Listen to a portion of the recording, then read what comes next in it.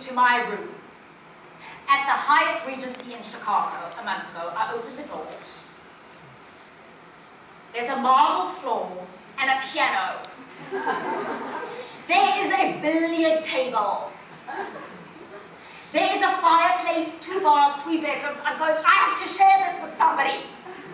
But there's only one person I know. I've met her on Twitter. She's going to be at the conference. So I had her number. I called her. I said, Michelle, it's in the I said, where are you? She said, well, I'm at the bar downstairs. Do you want to come? I said, no, but do you mind coming up to my room, which I know is a bit of a strain. She says, okay. She comes up, she walks in, she goes, who are you? I said to her, Michelle, this is just, you know, the hotel was overcrowded. She says, Nadia, I've got 20 people downstairs having a drink. They've got to see this, so serious. I've never seen a suite like this. And I didn't get it for any other reason than the hotel was entirely full. It was truly magnificent. The artwork, the vases, it was stunning. We had a party. 20 people because of Twitter. Because you know what would have happened? If I hadn't found her on Twitter, I would have gone to the hotel, I would have called my husband. I'm in this magnificent hotel room, or called one of my children and gone, this is so sad.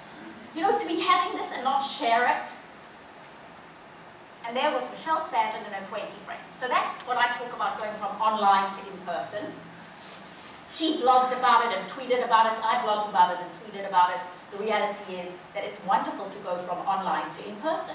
And then it's wonderful to go from in person to online. But we have to take a multi-pronged approach to our networking. Because we want to expand our network from where it is right now. It's going to happen in a multitude of ways. And yes, social networking has certainly helped us, but it's not the panacea if you don't do it in the right way. And I liked Maria's Facebook. I worked with Maria. Why I liked it is that she had integrated personal and professional. Now, I know how many people here are under 24.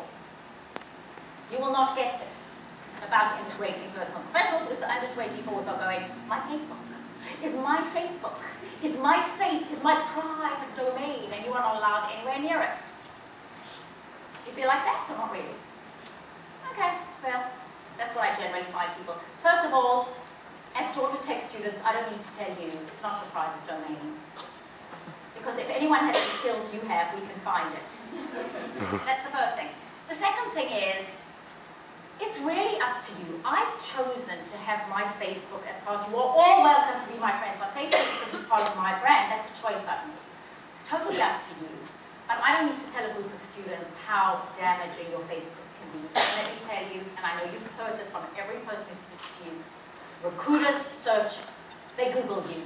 And if your Facebook is the first thing that comes out and you are dancing naked on the table, no, it is not good. And if you're tagged dancing naked on the table, it's really not good. If you've got friends who are making racist, sexist remarks, no, it's not good. So just think about your own brand, and you start building a brand from the time you are born, actually. And is that brand congruous with who you want to be? One of the things I talk about in my branding classes is you are being branded, whether you are consciously involved in the process or not. And your online brand, sometimes we need to be more conscious about it than we are. So just go home tonight and Google yourself. That's why I think having a LinkedIn profile is so important, because at least what comes up is your online resume. So I liked Maria's, although you know that that is far too much information in terms of her being tagged, because I know the Wall Street Journal has got a whole website called What They Know About You. So please take action, plan to network, and remember whatever we have accomplished is because other people have helped us. Now I want to share a story with you. Earlier this year, it was the time of the World Cup, and I was feeling quite sad about South Africa, the World Cup, everything was going on, and I was working at CNN at 6:30 on a Sunday morning. And Joshua Leves, who is a colleague of mine, said to me, Nadia, do you mind talking about the South African expressions and explaining to American audiences some of the South African lingo? Now, it's 6:30 in the morning. I'm wearing jeans and a t-shirt. I'm exhausted. I think I was even a bit hungover.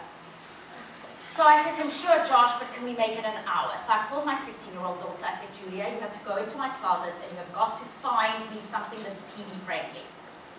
She came straight over. I woke up the makeup artist, and I'm about to show you the result. But the point I want to make to you is that Joshua Leves was not a higher up in terms of networking. He was a colleague. He was a colleague that I've always gone out of my way for, and he's always gone out of his way for me. And that's the point, is that relationships are every day, every moment. They're an investment. And I ask you, as you embark, some of your students, on this journey of networking, is that there is a line that I want to, whoever you're talking to, whoever you're approaching, you could say, Joe, you've been very successful in navigating your career. Do you have any suggestions as to how I should proceed? What am I giving Joe in that moment? A compliment. So much of, it's not what you say, but how you say it. Nobody minds. The people who are the mentor jackets here, just put up your hand for a moment. You don't mind if somebody asks you in that way, you go out of your way. But we don't take well to demands, we take well to requests. So I just wanted to share that in terms of my relationship with a colleague, someone that I've gone out of my way with, who'd gone out of their way for me. And in July of this year, this piece that I'm about to show you aired, and after that, CNN said, do you mind doing a global segment every weekend? So I did. And then they said, these are so good. Do you mind carrying on for the rest of the year? So now I have a global segment every Saturday and Sunday between 6 and 7 and 8 and 9. And if you go online and type in my name, cnn.com, I've done everything from strange and beautiful churches in Barcelona. Oh, the recent one was really fascinating. A couple that went to the Maldives to get married. And they thought they were having this beautiful wedding ceremony, and it was in Tahiti in Arabic, and in fact the guy was cursing them. So they're standing there, and he's speaking in a foreign language, and he's saying, you infidels, you traitors, may you rot in hell. It's online. It's quite sad, but there is a bit of black humor to it at the same time. So those global segments, if you have any ideas, please let me know. But this is one that took place. So people from all over the world who are crowded into South Africa, and those of you watching anywhere in the world are hearing covers from South Africa, you're probably hearing some terms that you're not familiar with. I know I am. So I asked to join me Nadia Bilchik, our editorial producer, who is from South Africa, an anchor from South Africa. You know every piece of lingo. And I'm so excited to teach you, Josh Lev, something. That's a first. Well, we're going to start off with the only expression that I'm actually familiar with here, all right? Take a look at this one. How's it? Help me out. Hello, how's it? Now, how's it is a great South African expression because it's really a combination of hello, how are you? And we go, hello, how's it, Josh? Which means how are you doing? And it means hello, how are things going in your life? So I need someone to say hello, how's it? Do I say I'm fine? How's it? Do I say just you just say how's it, how's it? Just how's it, how's it? And it is everything. It just says it all. And it's universal across demographic lines, color lines. Everybody knows how's it. Gets a lot harder from here. Now I have no clue what we're talking about. Aish is an expression of exclamation, which is either aish or aish. So let's say you see a great goal, you go aish, and it just means, oh my goodness, in other words, way back. But what if, this one I can, this one I'm familiar with. So if it's good or it's bad, you go aish. Alright, let's do the next one here. Eina, it's so, oh, that looks Eina, Josh, you've hurt your knee. Eina, now if I'm in pain, I go Eina, and if you're in pain, I go Eina.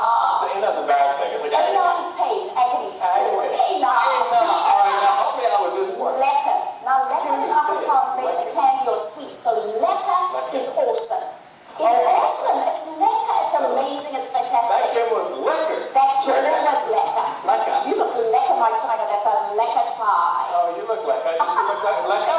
Yes, and the whole World Cup has been a lekker experience for the whole country. Oh my goodness. I know one more, which is the ultimate stumper. Nooit. No, I can't believe it. Not possible. He did that game, he did that nooit. Like no way in a bad way. No way, either good or bad. You see, that's why these things, nooit, I don't believe you. Now people say, I don't believe you. Nooit. So help me out, nooit? Nooit. Nooit. Nooit, my China, my buddy, my booty, my friend. Oh my goodness. Well, there's a list of a lot more. Next week we have to do the South African handshake. I have to teach you the South African handshake. That's coming next week. There are things that are very universal to South Africa, and not South Africa, South Africa. South Africa. South Africa. I can't even say the country right. I posted a long list of lingo for you right here on my Facebook page, Josh Lev CNN. I'm also tweeting it out, Josh Lev CNN. Go ahead and let us know your favorite South African expressions. Nadia, thank you. Buy a donkey. Okay, so next time you see a South African, you're going to say, how? Oh, you can do better than that. How's it? Very good. Okay, everybody stand up. Seeing it is now, 7 o'clock on a Thursday night. I will make sure you are energized for the rest of the evening. 1, 2, 3.